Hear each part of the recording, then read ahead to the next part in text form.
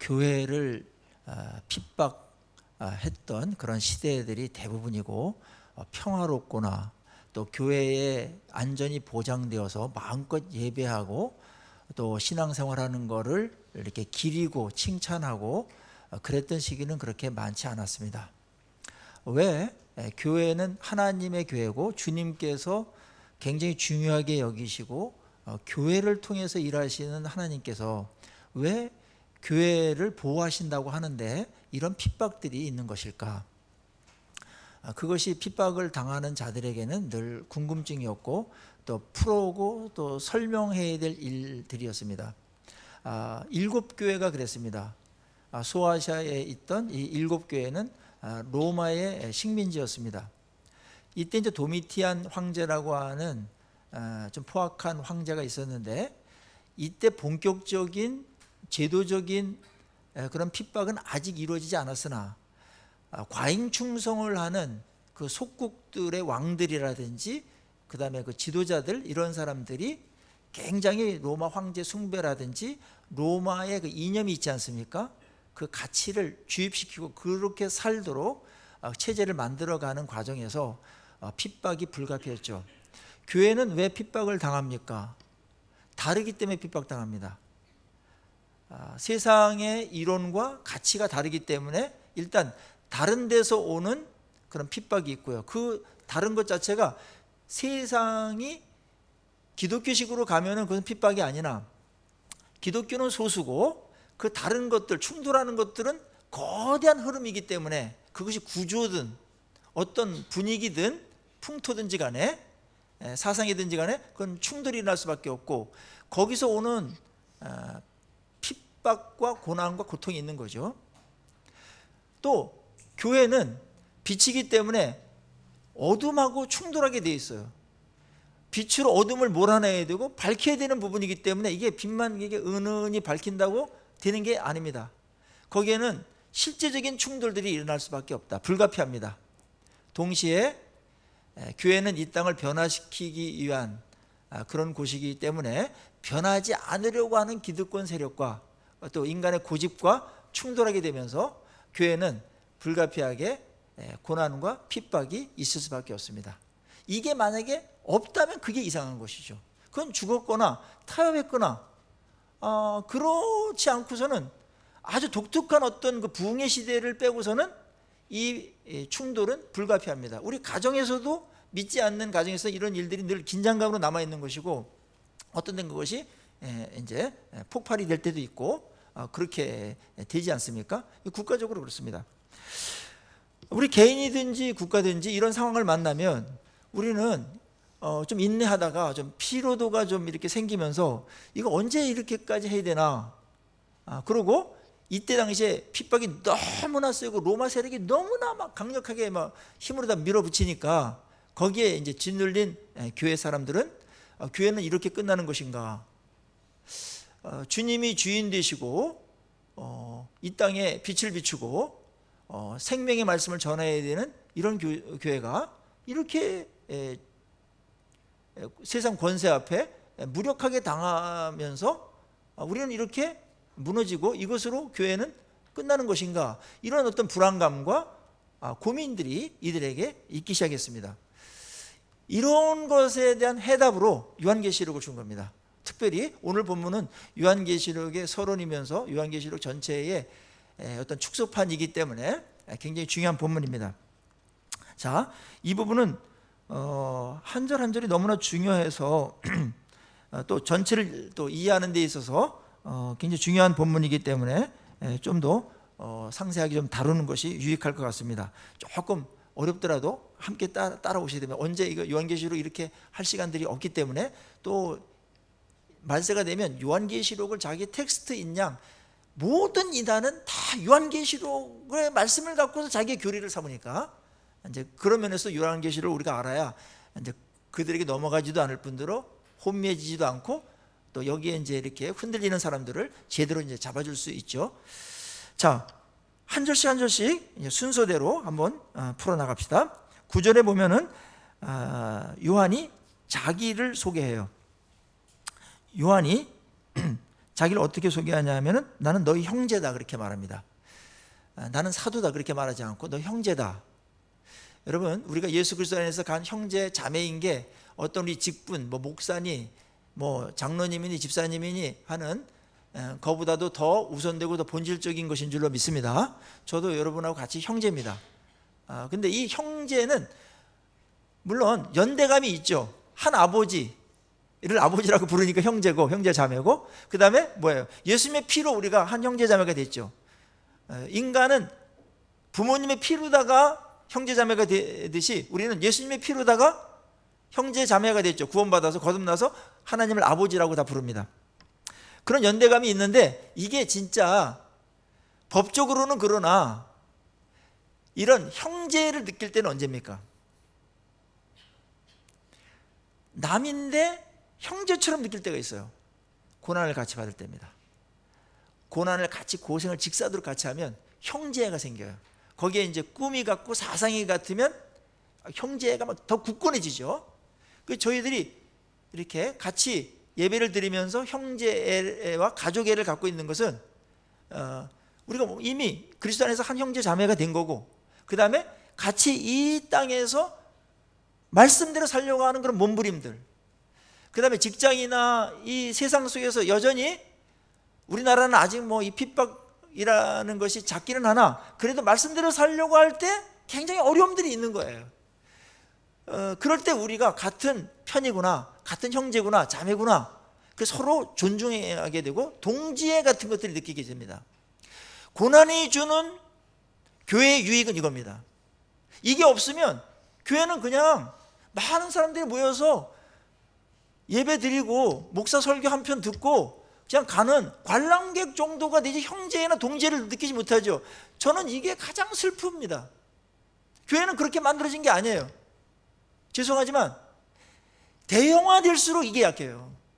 대형화될수록 적으면 적을수록 이게 좋아요. 그래서 요 간격을 잘 우리가 조절하면서 형제가 우리가 있는가, 동지애가 있는가, 이거 굉장히 중요합니다. 교회는 이런 곳이어야 됩니다. 이게 흘러야 돼요. 그게 건강한 교회입니다. 형제가 없다든지 뭐 남은 남이고 나는 나고 뭐 이런 거는 교회가 원래 그런 게 아니에요. 오죽하면 몸의 지체라고 그러겠습니까? 그 정도 유기적인 관계를 맺고 있는 곳이거든요.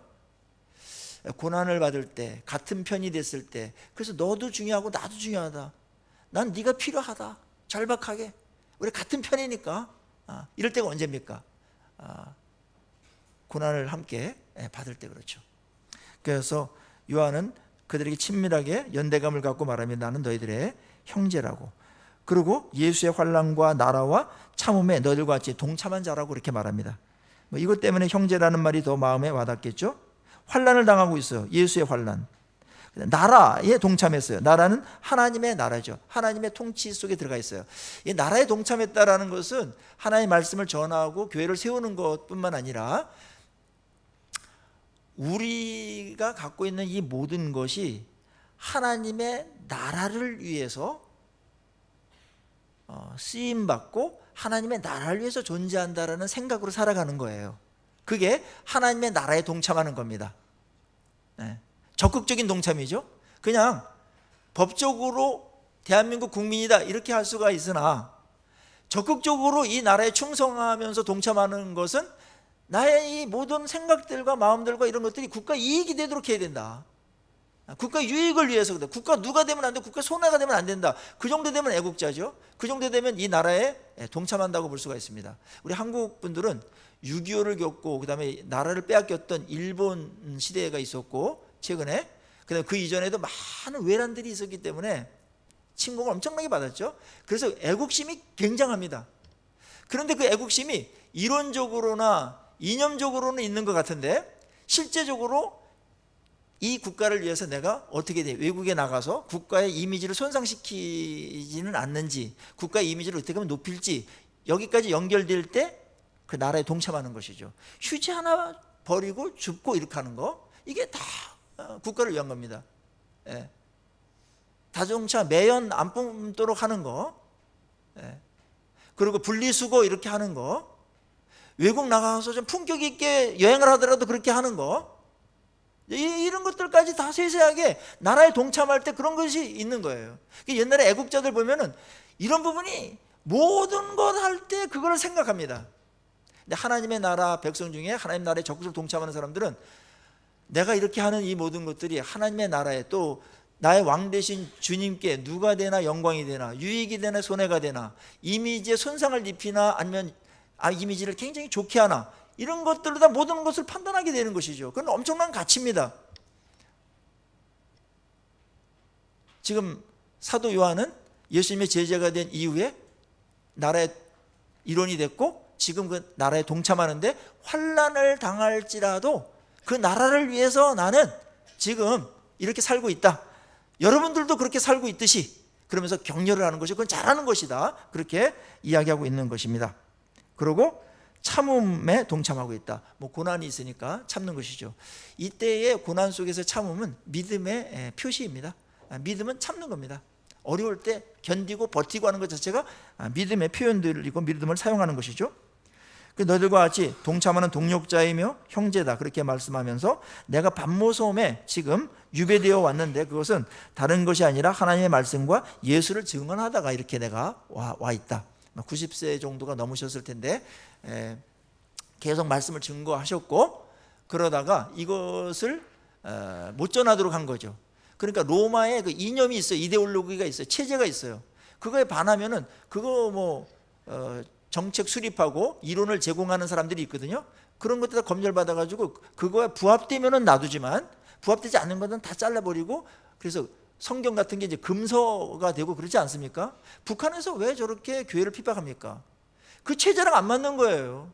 공산주의 체제랑 교회는 안 맞아요. 교회는 좀 민주적인 그런 게 있는 것이죠. 민주주의가 교회에서 주장하는 최고의 선은 아니나 공산주의하고는 전혀 안 맞습니다. 중국이 왜 또 이렇게 교회를 핍박합니까? 안 맞는 거예요. 그 사상하고 안 맞는 거예요. 그래서 독재자들은 교회를 다 핍박하게 됩니다. 교회는 독재자들의 말을 안 듣거든요. 왜냐하면 하나님의 말씀을 들으니까. 그것이 일제시대 때는 독립운동이라는 것으로 표현돼서요. 독립운동이 우선일 수도 있으나 그거보다는 신앙을 지키기 위해서, 말씀을 지키기 위해서 하다 보니까 일본하고는 저항하는 세력이 나온 거죠. 그게 기독교였습니다. 그때 그래서 민족적인 종교가 됐고 교회만큼 이렇게 용기 있게 저항하는 세력들이 없었어요. 죽음도 두려워하지 않는 신앙의 차원까지 가야 독립운동이 가능하거든요. 그렇지 않으면은 진짜 마지못해서 억지로 그냥 하다 보니까 하게 되는 정도로 끝나지, 거기에 내 생을 걸고 그렇게 하는 사람들은 생각보다 많지 못합니다. 옛날에 그래서 함석헌 선생도 그런 말 했어요. 이 민주화 이런 운동을 하는데 그거는 신앙의 차원까지 안 가면은 그 운동은 벌어지지 않는다고. 그래서 기독교가 그런 어두운 시대 때 빛을 발하고 백성들을 인도하고 남들은 그냥 움츠리고 누가 해줬으면 좋겠다, 그럴 때 기독교가 나서가지고 용기 있게 했던 거죠. 그게 많은 희생들이 있었습니다. 죽는 사람들이 있었어요. 감옥에도 많이 갔습니다. 오늘날도 불의한 세력에 있어서 이제 항거를 해야 되는데 바로 요한 사도가 그렇게 비친 거죠. 세례 요한은 이름이 같지만은 그 헤롯 대왕의 그 불의함을 직언하다가 목을 베어서 순교를 당하는 그런 일도 있었습니다. 그런 것들이 다 빛을 증거하다가 당하는 일들이고, 그것이 핍박으로다가 교회에게 고스란히 넘어오는 것이죠. 세례 요한뿐만 아니라 많은 사람들이 핍박을 받았고, 여기에 사도 요한도 연세가 90이 넘은 노령에도 불구하고 반모섬이라고 하는 에게해에 있거든요. 이게 거기에 유배되어 있었습니다. 그 에베소 교회하고도 거리가 한 독도 정도, 동해에서 독도 정도 떨어진 것만큼 떨어져 있는 그곳에 유배지가 있었는데 그곳에 가서 이제 살고 계셨죠. 그때 주님께서 이에게 성령의 감동이 나타나서 나팔 소리 같은 큰 음성이 들리게 했습니다. 그때가 언제냐면 주의 날이다 그랬는데, 주의 날은 우리가 알다시피 주일날을 말합니다. 주일날. 이때는 이제 주일날 예배 드리는 게 정착됐기 때문에 주일날 예배를 드리다 그렇게 됐는지, 어쨌든 주일날 하나님의 음성이 성령에 감동되어서 나팔소리 같이 큰 음성이 들렸다. 성령에 감동됐다라는 이 표현은 모든 선지자들이 하나님의 말씀을 받을 때 일어났던 동일한 현상이죠. 완전히 성령께 몰입되는 겁니다. 그래서 육체가 완전히 성령께 통제되어서 말씀에 몰입하는 것이죠. 큰 음성이 들렸고, 그 음성에 이런 말씀이 들렸습니다. 11절에 내가 보는 것을 두루마리에 써라. 그리고 7 교회에게 이것을 보내라. 그렇게 말했습니다. 그리고 여기에 이제 기록하라는 말도 있는데, 우리가 환상을 보거나 어떤 개인적인 영적인 체험이 각자 다를 수 있습니다. 하나님은 이걸 많이 열어놓으셨어요. 그래서 성경에서 하나님께서 각자에게 체험을 줬던 것들이 굉장히 신비한 것들이 많죠. 하나님은 뭐 무한한 분이고 그렇기 때문에 굉장히 폭넓게 하나님께서 개인에게 맞춤식으로다가 필요할 때 이런 것들을 해줍니다. 흔하지는 않으나 각자의 어떤 이러한 신비한 체험들이 일생을 살다 보면 몇 번 있을 수 있어요. 그런데 이때에 우리가 중요한 건 이겁니다. 그 신비한 체험은 중요하고 좋은 것이나, 개인에게 믿음을 위해서 뭐 하나님의 살아계심과 능력을 깨닫게 하시기 위해서, 나의 신앙을 좋게 하기 위해서, 유익을 위해서 주신 것이겠죠. 그랬을 때 두 가지가 있어요. 하나는 개인으로 끝나야 되는 체험이 있어요. 그것은 모든 사람들이 체험하는 것들 중에 대부분입니다. 이거를 과도하게 너도 이래야 돼, 그렇게 과도하게 일반화시키지 말고 나에게 개인적인 체험으로 주는 것들이 있어요. 예를 들자면 사도 바울이 3층 천을 올라갔다고 말했을 때 엄청난 체험 아니겠어요? 하늘에 올라간 거니까. 거기서 이제 많은 환상도 보고 그랬는데, 그것에서 일체 말을 하지 않다가 고린도 교회 교인들이 나도 봤다 하면서 누가 잘났다 해가지고 체험 대결이 벌어졌어요. 그 우월성을 입증하려고. 그게 그렇게 쓰면 안 되는 거거든요. 그래서 사도 바울은 그거에 대해서 말을 안 하려고 하다가 10년 뒤에 지나다 10년 전에 나도 3층 전까지 올라간 사람이야, 그거 말하면은 나만큼 할 사람들도 없어, 너희들만 그런 거 아니야. 그렇게 해서 약간 이렇게 누르려고 그렇게 이제 사용을 한 것뿐이지, 그걸 자랑으로 그렇게 한 건 아니었습니다. 그러니까 개인적인 체험이나 이런 것들은 과도하게 일반화하면 안 된다. 그럼 혼란해져요. 그 다음에 다른 사람들을 무시하게 되고 정죄하게 되고 그렇게 볼 수가 있어요. 이 부분이 이제 개인적인 체험을 가진 사람들이 잘 간직해야 될 겁니다. 어떤 것들은 무덤에 들어갈 때까지 말하지 않아도 좋은 게 있어요. 너무나 신비스럽고 이런 것들은 말하면 헷갈리고 이상하게 보고 이런 것도 있으니까 그냥 무덤에 들어갈 때까지 개인적인 체험으로 좋다 이렇게 하고 갖고 있는 것도 필요해요. 어떤 거는 하나님께 나한테 이런 은혜를 줬다 해서 나누고 개인에 국한해 가지고 그거를 얘기하는 것까지는 좋다고 생각합니다.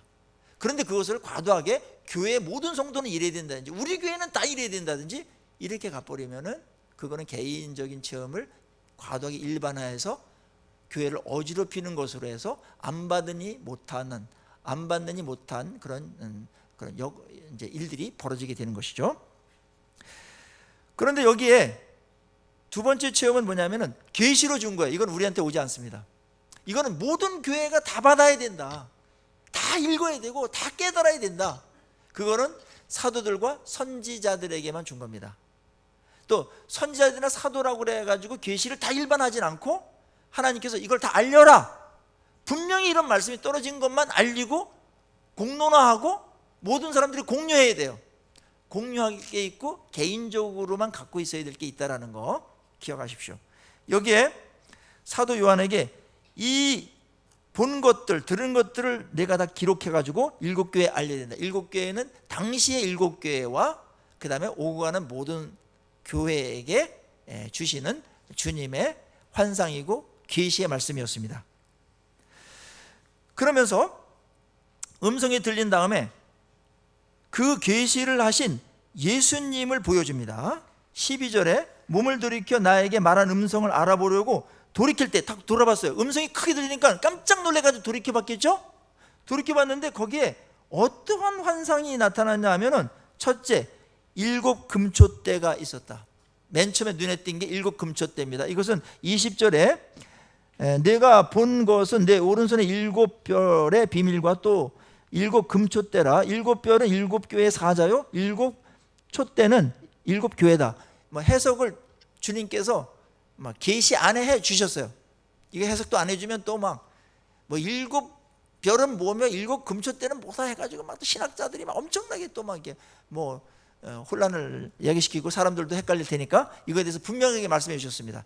7 금초대를 보여줬다. 7 금초대는 뭐라고요? 7 교회다. 성경이 성경을 해석한다는 게 이거예요. 이거는 뭐 완벽한 해석입니다. 다른 해석이 없어요. 근데 7 금초대는 우리가 알다시피 성막과 성전 안에 있는 이렇게 하나에서 이렇게 나온 이제 촛대가 7으로 쫙 된 거죠. 여기에 늘 24시간 불이 켜져야 됐고, 그것은 성전 전체에 대한 상징이었습니다. 그걸 우리가 제유법이라고 그러죠. 성전의 한 부분, 가장 중요한 부분을 성전 전체로다가 이야기하고 있는 겁니다. 그런데 여기서 7 금초대를 보여줬고, 이게 7 교회라고 말한 것은 주님의 관심이 어디에 있다? 교회에 있다. 주님이 가장 애정 있게 보고 가장 중요하게 보고 가장 관심이 집중된 것이 어딘가? 교회다. 그래서 7 금초대를 먼저 보여주고 그 7 금초대 사이로 오가고 있다. 지금 7 교회, 여기에 지역교회가 있지만 이걸 포함해가지고 모든 교회가 이 금초대죠. 금초대는 우리가 알다시피 금이라고 한 것은 요한계시록에 또 성전에 항상 존귀한 존재라는 거예요. 존귀하다. 금이 나오면 뭐 지금도 우리가 이제 금이 나오면 존귀하다고 그렇게 다 여기잖아요. 그런데 이게 참 하나님께서 금을 사용하시기 위해서, 금이 지금 지구가 엄청 넘지 않습니까? 근데 온 지구상에 금이 막 쏟아지는 데가 없어요. 금이 뭐 철처럼 뭐 이렇게 뭐 그렇게 뭐 쏟아지지 않습니다. 아주 미량으로만 이렇게 조금씩 있어요. 호주가 가장 많이 나는 나라 중에 하나인데, 금을 캘 때 금강석 1톤을 막 잘게 부숴가지고 금을 이렇게 채취하는데 거기에서 16g, 18g 정도 나오면 채산성이 있어가지고 하는데 그 정도밖에 안 나오는 거예요. 금이 막 이렇게 하는 게 아니에요. 1톤의 금강석을 해야 16g 정도 나오면 채산성이 있다. 근데 요즘은 이제 이게 과학기술이 발전하니까 한 6g 정도 하더라도 그걸 한다는 거예요, 요즘은. 그걸 이제 부수고 하는 이제 재련 과정이 굉장히 이제 기계를 사용해가지고 하기 때문에 그 정도밖에 안 나오는 겁니다. 금강석을 캐더라도. 그러니까 금 가치가 떨어지거나 막 폭락하거나 막 이러지 않습니다. 막 올라가거나 그러지도 않고, 그 금이 모두 화폐 기준으로 되지 않습니까? 참 희한해요. 어딘가는 좀 많이 노다지처럼 있을 것 같은데 그렇지 않습니다.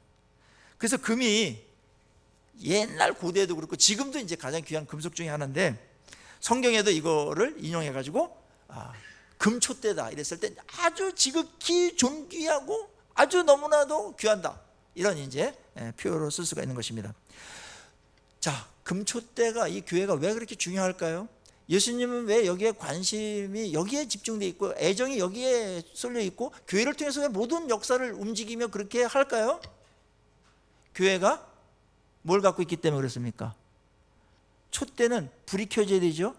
불이 꺼진 촛대는 의미가 없지 않습니까? 그 불이 뭡니까? 진리의 말씀입니다. 생명의 말씀입니다. 이거는 교회만 갖고 있기 때문에 그렇습니다. 중요한 것들이 많으나 가장 중요한 것, 생명의 말씀이죠. 진리죠. 이게 없으면 우리 구원 못 받아요.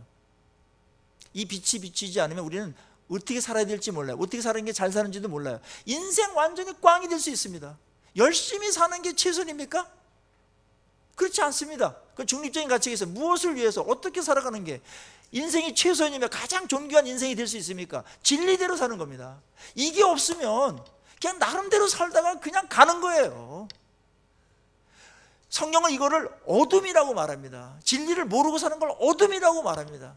그래서 금초대에서 빛이 비춰져서 성전에 가득 빛이 비춰지고 이것이 세상 빛같이 비춰져서 세상 사람들을 인도하고 살려내야 되죠. 예수님이 이 땅에 왔을 때 어둠 속에 왔죠? 생명의 빛으로 오셨다고 그랬습니다. 생명의 빛. 근데 그 생명의 빛이 말씀이었었죠. 우리 이상구 박사님도 지난주에 말씀하셨지만 생명의 빛이 말씀입니다. 네. 그거를 들을 때, 받아들일 때 생명이 생기고 구원이 일어나며 우리의 인생이 가장 의미 있고 가치 있게 되고 하나님의 영광이 드러나며 그것에 의해서 새로운 창조들이 일어난다. 이게 진리의 말씀이죠. 이 진리의 말씀을 가지고 있는 곳이 유일한 곳이 어디입니까? 교회입니다. 그래서 교회가 가장 중요한 겁니다. 교회는 여러분들 조금 납득이 안 가실지 모르겠으나 이 성경을 근거로 해서 주님이 교회를 대하고 세상 정치와 경제와 교육과 문화와 어떤 삼라만상의 이 모든 피조물을 대하는 것으로 봐가지고 주님의 관심은 교회에 있습니다. 교회가 가장 중요합니다. 백악관이 중요합니까? 교회가 중요합니까? 우리끼리 말하는 게 아니에요. 교회가 중요합니다. 청와대가 중요합니까? 교회가 중요합니까? 교회가 중요합니다. 거기 생명의 말씀이 없어요. 나름대로 정치 잘해야 돼요. 그 정도의 효과밖에 없는 겁니다. 가치가 전혀 없다는 게 아니에요. 대학이 중요합니까? 교회가 중요합니까? 대학 연구하고 그래야 되죠. 거기도 가치가 있어요. 학문이 있어요. 그러나 교회가 중요합니다. 교회보다 중요한 곳이 없다 이겁니다. 이 선언은 맨 먼저 보여준 환상의 첫 번째 7 금초대를 보여줬습니다. 그리고 예수님께서 7 금초대 사이를 오갑니다. 교회를 다스리고 교회에 임재하시는 주님의 모습을 보는 것이죠. 주님이 상주하는 곳. 주님은 모든 삼라만상을 다 다스려요. 뭐 생각만 하시면 어디든지 다 가실 수도 있고 그러세요. 그러나 구약에도 그랬고 신약에도 사상을 좀 발전시켰지만 주님의 모든 관심과 임재는 교회에 집중되어 있습니다. 그러니까 이런 거예요. 교회는 이대로 망하는가? 우리가 교회 일원으로서 핍박당하는 게 무슨 의미가 있는가? 그에 대해 1차적인 대답, 교회만큼 세상에서 중요한 곳이 없다. 너희들이 교회의 한 멤버가 됐다라는 것은 어떤 핍박과 어떤 손해가 있더라도 그것은 가치가 있는 것이다. 1차적인 답변입니다. 자, 우리가 예를 들어 볼게요. 청와대에서 뭐 민정수석이나 뭐 경제수석이나 무슨 뭐 거기 일자리 엄청나게 좋은 거 많거든요. 권세도 있고 영광도 있어요. 의미도 있어요. 만약에 청와대에서 우리를 부른다면, 대통령이 부른다면은 거기 가겠죠. 약간 어려움 있고 뭐 잠 못 자고 뭐 그다음에 뭐 세상 사람들에게 어떤 핍박이나 뭐 그런 것을 들을지라도 거기 가겠죠. 영광스럽게 생각하겠죠. 그런데 교회의 일원이 됐다는 건 그보다 몇십 배, 몇백 배 더 의미가 있습니다. 거기 2, 3년 있다 나와요. 교회는 영원합니다. 거기에 주님의 임재와 사랑과 영광이 거기에 있습니다. 많은 사람들을 살려내고 회복시키고 치유하며 복되게 하는 것이 교회입니다. 교회 일원이 된 것에 대한 이 영광스러움, 그것이 그들에게 고난과 어떤 손해가 있었어요. 경제적인 손해에 불가피했습니다. 길드에 들어가지 못했습니다. 경제체제 속에 들어가지 못했어요. 정치, 사회의 어떤 중심부로 들어가지 못했어요. 신분 상승, 사다리 꺾였습니다. 그런데도 너희들이 교회의 멤버다. 영광스러운 교회의 회원이다. 하나님 나라의 백성이다. 그 가치를 아는 순간 그동안의 고통과 손해본 거 이런 것들이 불평과 원망과 괜히에서 이런 어떤 마음이 왔다 갔다 했을 텐데 영광으로 해석되겠죠. 그 더 존귀한 것을 위해서 이게 쓰여졌다면 영광입니다. 이게 교회의 힘입니다. 그래서 그들이 카타콤 같은 데서 몇 대를 사는 겁니다. 햇빛을 못 치고 몇 대를 사는 거예요. 왜? 그만한 가치가 있기 때문에. 교회가 그런 곳입니다. 그래서 그들을 지금 위로하는 게 교회 영광이 이거다. 내 온 마음이 교회에 있다. 교회가 어떠냐에 따라서 모든 역사 다 다르게 만든다. 어마어마한 말씀을 우리가 해주고 있는 것입니다. 오늘날 우리가 교회의 한 일원이 된 것이 이러한 영광스러움에 동참하는 것인 줄로 믿습니다. 교회가 그냥 교회가 뭐 이렇게 예배드리고 뭐 이렇게 뭐 사람들 모이고 뭐 예배드리고 헤어지고 이런 것이 아니에요. 교회는 주님이 볼 때 교회가 유일합니다. 이 말씀을 전하고 이 생명을 살리는 곳입니다. 축복의 통로입니다. 이게 막히면 다 모든 게 막혀버리는 겁니다. 그러니까 교회를 위해서 교회를 세우는 데 있어서 또 건강하는 데 있어서 거기에 내가 어느 한 부분에 쓰임받고 있다, 멤버가 돼서 어디에 쓰임받고 있다, 거기에 뭔가 기여하고 있다. 여러분, 이것처럼 여러분의 인생을 잘 쓸 수 있는 게 있습니까? 제가 목사이기 때문에 한 교회에 어떤 그 직무가 있기 때문에 제가 이런 말을 하는 게 아니라, 오늘 본문을 통해서 보면 여러분들 어디에 기여하고 무엇을 위해서 사는 게 여러분의 인생에 가장 가치가 있으며 영원하며 의미가 있고 빛납니까? 가장 중요한 데 써야 되겠죠. 가장 가치 있는 데 써야 되겠죠. 거기가 어디입니까? 우리는 거기에 헌신하게 돼 있어요. 그게 교회라고 말하고 있는 겁니다. 그래서 핍박도 문제가 안 되는 거다. 뭐 이 정도의 존귀한 일을 하는데 그 정도는 뭐 할 수 있다 라는 생각이 들도록 주님께서 지금 이야기하는 겁니다. 교회를 통해서 주님은 부려먹기만 하지는 않죠. 그러나 거기에 헌신하고 교회를 위해서 희생하고 봉사하고 이런 모든 것들이 영원한 가치가 있으며, 가장 이 우주에서 가장 존귀한 그 공동체에 내가 멤버로 있다라는 거의 영광, 그리고 거기서 뭔가를 의미 있게끔 내가 인생에서 뭔가가 쓰임받을 수 있다는 거, 기여할 수 있다는 거, 봉사, 이거는 다른 것과 바꿀 수 없다는 겁니다. 당시 초대교인들은 이거 갖고서 모든 것들을 다 잃어버릴지라도 이걸 택했습니다. 왜냐하면 어차피 선택은 가치에 대한 분별입니다. 그리고 주님께서 두 번째 계시는 자신에 대한 계시였습니다. 주님이 어떤 분인가? 당시에 황제들이 엄청나게 위세가 있었습니다. 거드름을 피우고 뭐 좀 권력 있으면 막 얼마나 뭐 호위병들 막 쫙 막 백마 타고 막 호위병들 막 마차 대결하고 막 어디 뭐 조금 어디 가는데 놀러 갈 때도 그렇게 하고 그러지 않습니까? 옛날에 권위주의 시절에 보면은 뭐 군대 이제 원스타나 투스타나 뭐 이런 사람들 뜨면은 헌병들 막 쫙 가고 막 이제 그랬었죠. 요즘은 이제 그런 게 다 없어졌지만 많이 이제 극소수의 어떤 보안 뭐 경우만 하지만은 옛날에 어마어마했어요. 옛날에 이런 시절에 주님께서 자신을 계시하십니다. 계시를 하시는 계시자를 계시하십니다. 이만큼 주님의 주님 되심을 묵시로다가 묘사한 부분이 사실은 성경 전체에 없습니다. 자, 주님이 어떤 분인가 보세요. 13절에 촛대 사이에 인자 같은 이가 발에 끌리는 옷을 입고, 발에 끌리는 옷은 제사장들이 입었던 거룩한 옷입니다. 인자 같은 이는 사람 같은 분이라는 겁니다. 이렇게 어느 환상이기 때문에 어렴풋이 보였던 것 같아요.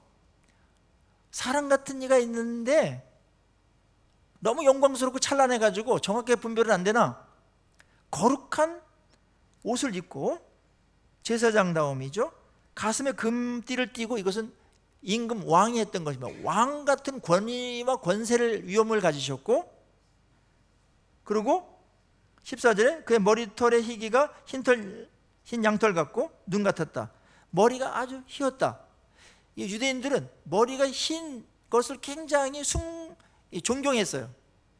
그래서 재판장들, 공의로움을 판단하는 사람들은 머리가 흰 데서 권위가 나오는 것처럼 그렇게 했습니다.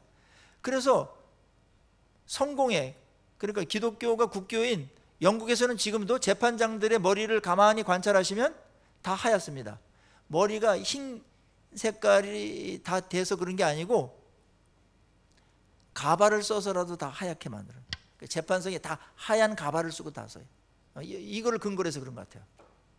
공의로운 재판을 한다, 재판관이다, 그겁니다. 한치의 어떤 흠이나 이런 게 없이 공의롭게 판단한다.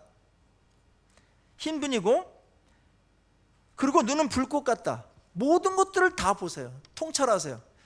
거짓도 보고, 아무리 숨겨놓은 부정도 보고, 그 다음에 하나님의 백성의 남몰래 흘리는 눈물도 보고, 아픔도 보고, 인내로서 이를 악물고 참는 것도 보고, 누구 잘 도와주고 사랑하는 것도 보고, 동기도 보고, 겉에 있는 건 보는 게 아니라 마음 중심도 보시고, 역사도 보시고, 도미티안 황제의 거드름 피우는 것도 보시고, 교회가 핍박 당하는 것도 보시고, 그걸 숨길 자가 없죠. 불꽃 같은 눈으로 다 감찰하십니다. 이것은 교회에 큰 위로가 됐을 것입니다.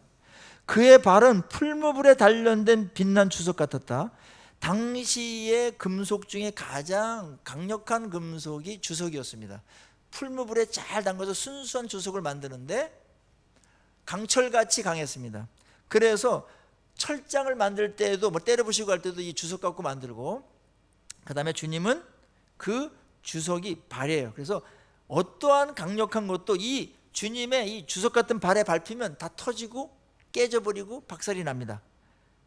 그래서 사탄의 권세도 주님의 주석 같은 발로 밟으면 그것도 깨져버리는 것이고, 로마의 황제도 당순간 놔둬서 그렇지 저 하늘에 나는 새도 떨어뜨릴 만한 권세가 있는 것 같이 그렇게 하나, 주님께서 준 것이고 그다음 주님께서 발로 밟아버리면 그건 아무것도 아니게 된다.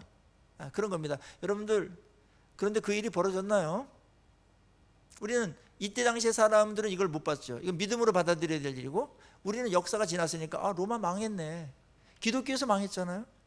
뭐 다른 역사 속에서 무슨 뭐 한니발 장군 뭐 여러 가지 뭐 얘기가 나오나, 주님께서 망하게 하는 것들은 여러 가지가 있는 거예요. 그 주석 같은 발로 다 밟아버리는 겁니다. 맨 처음에는 좀 놔둬요. 왜 놔두냐면 악이 그냥 마음대로 여과 없이 한번 악을 저질러 봐라. 심판의 악이 가득 차도록 놔둘 때가 있습니다.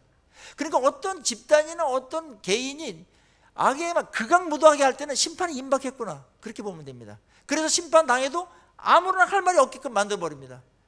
공의죠. 지금도 심판하십니다. 완벽한 심판은 아니나 심판하죠. 로마 심판 받았잖아요. 이때 당시는 이걸 그냥 나중에 될 일 중에 하나였어요. 이게 나중에 될 일 중에 하나나, 로마가 망하리라고는 누구도 상상 못했습니다. 인류 역사상 가장 완벽한 국가 로마였습니다. 그걸 망한다고 주님께서 예언한 것이죠. 계시한 것이죠. 단순한 위로 차원이 아니었어요. 그건 역사가 돼버렸어요. 그렇듯이 지금에 있는 나라들도 악을 저지르고 이 진리의 빛을 따르지 않으면 망하게 돼 있는 겁니다. 저는 그런 면에서 이런 주님의 심판의 어떤 사이클이라는 걸 보면은 북한의 저 악함이 축적된 게 너무나 오래됐기 때문에 그렇게 멀지는 않았다라는 얘기들을 주변에 있는 분들도 많이 하고, 저는 거기에 동의합니다. 주님이 공의로운 분이시라면 끝까지 그렇게 내버려 둘 리는 없을 거예요. 3대까지 간 것도 오래 참으신 겁니다. 빛난 주석에 발로다가 밟을 때가 있죠. 한 번만 밟으면 됩니다. 끝납니다.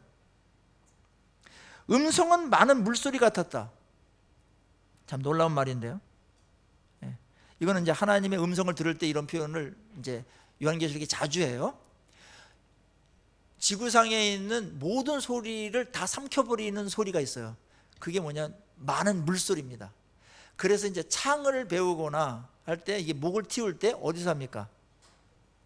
폭포수 밑에서 합니다. 거대한 물소리는 그걸 뚫고 나가야 돼요. 그래야 목이 터진 겁니다.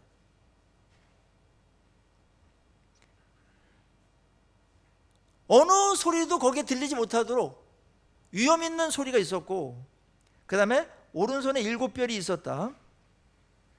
교회의 지도자들을 잡고 있는 겁니다. 교회를 주관하시는 그런 분이고, 그의 입에서 자외 날성검이 나온다. 이것은 하나님의 말씀입니다. 하나님의 말씀으로 다 심판도 하시고 변화도 일으키시고 그럽니다. 하나님의 말씀이 나가는 순간 현실이 됩니다. 이거는 놀라운 거죠. 천지창조할 때 하나님의 입에서 나오는 순간 태양이 만들어졌고, 입에서 나오는 순간 지구가 만들어졌죠. 오늘날도 하나님의 말씀에 의해서 모든 것들이 만들어지는 겁니다. 말씀이 근원 중에 근원이고요, 말씀에서 만들어진 것들이 지구고 태양이고 별들이고 생물체고 그런 겁니다. 그래서 생명의 말씀이라는 말, 지난주에 저도 아주 힌트를 많이 얻어서 얼마나 좋아하는지 몰라요. 왜 이게 생명의 말씀인가? 조금 더 들어가서 뭐 과학적으로 의학적으로 한번 설명하는 데까지 하셨던 것 같은데, 맞아, 생명의 말씀이 그런 겁니다. 이 땅에 근본은 뭐냐? 모든 원인 중에 원인의 최종적인 원인은 뭐냐? 최초의 원인은 뭐냐? 하나님이시고 하나님의 말씀입니다. 이거 창세기 1장에 이미 말씀하셨잖아요. 이 말씀의 위력인데 그 말씀을 누가 맡고 있다? 교회가 맡고 있다. 그러니 교회가 막 어마어마한 곳입니다. 교회를 시시하게 보는 분들이 있는데 뭔가 지금 모르는 거예요. 엄청나게 모르는 거예요. 그분이 뭐 대단하게 보는 건 뭐냐 그러면 물으면 대부분 시시한 것들입니다. 다 지나가는 것들입니다. 별 영향력이 없어요. 안 가지니까 굉장히 큰 영향력이 있는 것 같이 보이죠? 거기 있는 사람들 보면은 별 영향력이 없습니다. 사람을 살리는 거 무력합니다. 검이 나오고 그 얼굴에 해가 힘있게 비치는 것, 영광스러움, 위엄 이런 것들입니다. 권위, 권세, 이거는 뭐 로마 황제와 비할 데가 없는 그런 주님의 모습을 보여줬죠. 자, 이걸 보는 순간 핍박받고 눌려있던 그런 사람들에게 어떤 생각이 들었겠어요? 와, 주님 살아계시네. 주님이 저런 분이네. 와, 주님 곁에 붙어있길 잘했다. 줄을 잘 섰다. 그런 생각하지 않았겠습니까? 황제에게 숭배하고 굽신대고, 그게 황제가 우리 보장해 줍니까? 세상이 보장해 줍니까? 우리 누구한테 무릎을 꿇습니까? 무엇을 숭배합니까? 그게 우리를 보존해 줍니까? 영혼을 책임집니까? 인생을 정말 존귀하게 만들고 최상으로 만들어 줍니까? 그렇지 않습니다. 주님 이외에는 그럴 분이 없어요. 주님 이외에는 나밖에 없다는 겁니다. 지금 그걸 보여주시는 거예요. 이걸 그림으로 그리려고 하지 마세요. 이거는 그분의 영광과 권위와 권세와 권능과 이런 것들을 이미지화한 거기 때문에, 반지의 제왕처럼 그렇게 이제 이미지화한 거예요. 이런 분이시죠. 이거 갖고도 부족해요. 설명이 너무나 어마어마한 분이기 때문에 이렇게 묵시가 아니고서는 설명이 불가능해요. 사실 묘사가 안 돼요. 그렇게 자기를 계시해 주셨어요. 내가 이런 자다. 얼마나 막 이 환상을 보면서 요한이 막 신이 나고 막 힘이 솟구쳤겠습니까? 아, 주님이 이런 분이지. 맞아. 다시 확인하는 거, 알았던 것을 더 알고 확신하는 거, 확인하는 거, 이거 엄청난 힘이 됩니다. 어떤 새로운 거를 아는 것도 힘이 되나 어렴풋하게 알았는데 그게 어마어마한 거야. 이걸 깨달을 때 우리 변화가 일어나죠. 이거를 7교회 핍박받고 주눅 들어서 지금 뭐 이렇게 하는 그 교회 보내라. 이 계시를 알려라 너희들. 와, 이럴 때 이 사람들 이걸 듣고서 막 깨달아서 와 하면서 환호성을 지르는 음성이 들리는 것 같습니다. 저도 이거 하면서 맞네, 주님 섬기다가 뭐 죽어도 좋다 막 이런 생각이 들었습니다. 주님 섬기다 뭐 손해봐도 좋다, 이런 분이라면. 이게 이제 기독교 힘이죠. 이거를 본 사도 요한은 너무나 그 위엄과 권세에 막 압도돼가지고 막 거의 막 실신한 상태가 되어버렸습니다. 우리도 그렇지 않겠습니까?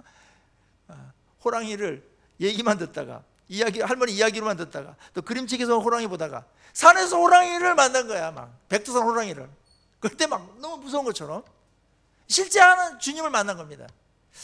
물론 뭐 수십 년 전에 주님 곁에서 있었고 주님 품에도 안겨 있었어요. 사도 요한은 특별히 사랑을 많이 받아가지고. 그런데 이제 수십 년 지났으니까 30대에 만났으니까 제자들 중에 가장 나이가 어렸었거든요. 20대였을 거예요. 예수님하고 같이 지낼 때. 근데 지금 90살이 됐으니까 엄청나게 시간이 지나서 주님을 이제 직접 본 겁니다. 그 전에도 뭐 여러 가지로다가 뭐 교제는 했겠으나 이런 영광스러운 모습, 마치 변화산에서 일어났던 주님의 변형된 얼굴을 그 제자들이 봤던 것처럼 그 이상으로 지금 보여주는 겁니다. 우리들의 가장 큰 위로는 주님의 주님 되심을 보는 겁니다. 주님의 주님 되심을, 살아계심을, 실체를 보는 겁니다. 느끼는 겁니다. 그분을 경험하는 겁니다. 그럴 때 모든 문제가 그 앞에서 다 작아 보입니다. 그리고 우리에게 절망이 금방 희망으로 바뀝니다. 두려움이 일거에 사라집니다. 그리고 중요한 게 뭔가가 레이저처럼 쫙 꼽히죠. 중요한 게 뭐다? 뭘 붙들어야 되는가? 이게 막 딱 들어가요. 그게 총명이죠. 진리의 빛을 비출 때 뭐가 가장 중요한가? 뭐 어디다 헌신해야 되는가? 무엇을 위해 살아야 되는가? 무엇을 붙들어야 되는가? 이건 엄청나게 중요한 인생의 질문이거든요. 근원적인 질문입니다. 철학도 결국은 그겁니다. 주님을 보는 순간, 진리를 보니까, 영광스러운 주님을 볼 때 그런 것들이 막 일거에 해결되면서 막 가슴이 뻥 뚫리는 거죠. 이제 이걸 우리가 이제 도가 텄다 그렇게 말하는 겁니다.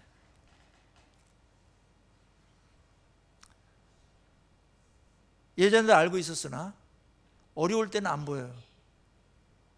상황이 어두울 땐 더 안 보여요.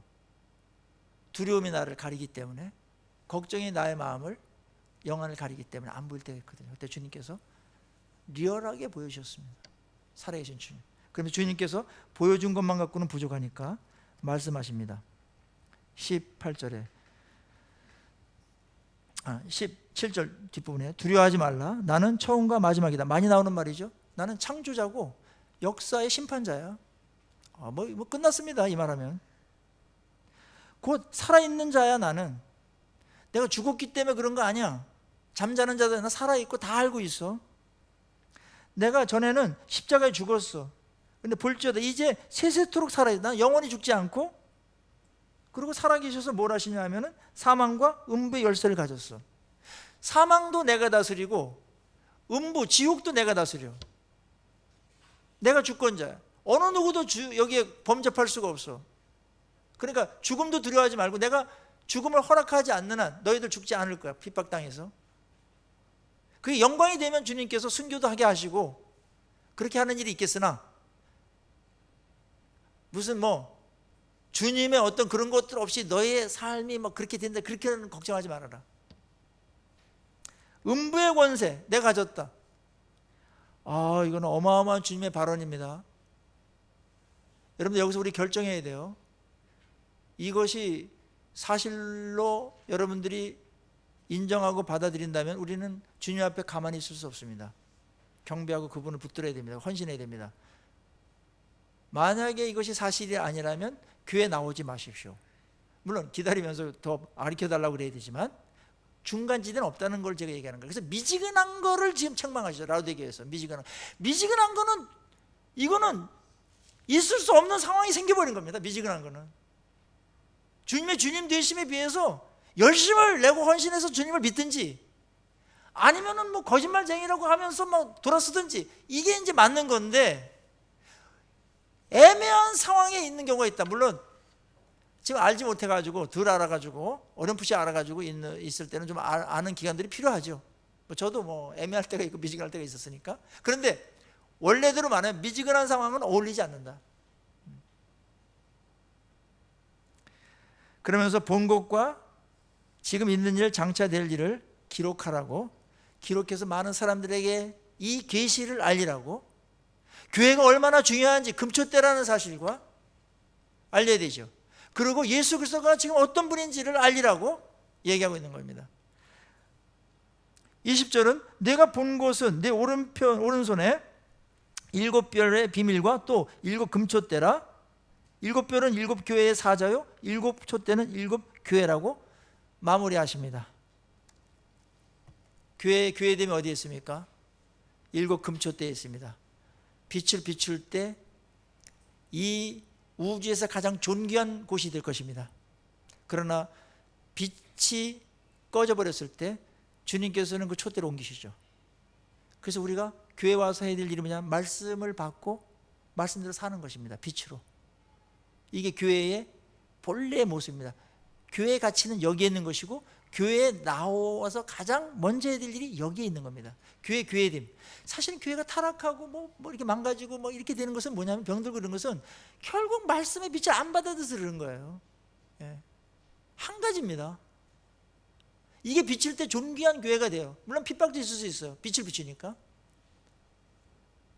그러나 주님께서 거기 함께 계시고 이 교회를 통해서 놀라운 역사를 만들어 가시겠다라는 것이 태초부터 주님께서 계획하신 하나님의 보관이고, 하나님의 변하지 않는 하나님의 계획입니다.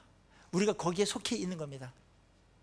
그래서 말씀을 드러내는 일에, 교회를 건강하게 하는 일에, 교회가 아름답게 세워지는 일에 우리가 쓰임 받는 것을 영광스럽게 생각하고, 그것이 혹 우리를 불편하게 하고 피곤하게 하고 때때로 이 땅에서 손해와 핍박이 있을지라도 그거는 감당할 가치가 있다.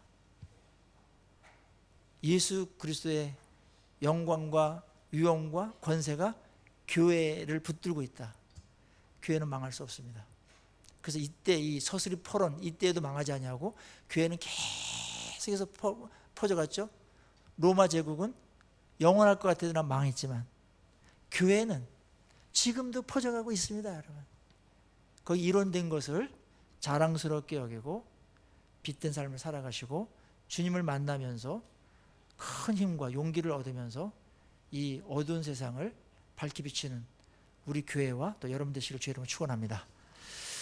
네, 우리 같이 기도하시겠습니다.